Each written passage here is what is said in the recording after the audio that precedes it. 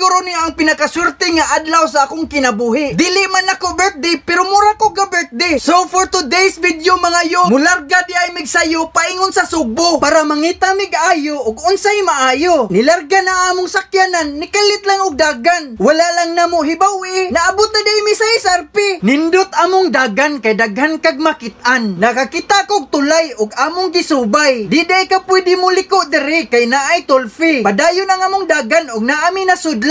Ug pag-abot namo sa ganghaan, na-shock ming tanan.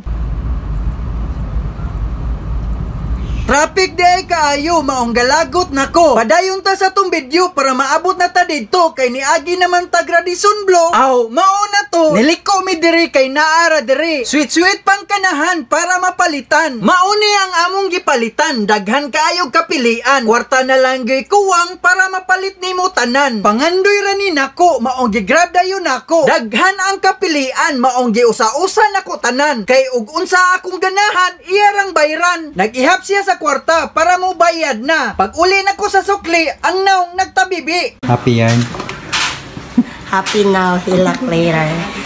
Salamat sa akong asawa nga iya kong gipalitan sa akong ganahan. Bahalag dako kog utang, ako raning bayran. Alams na.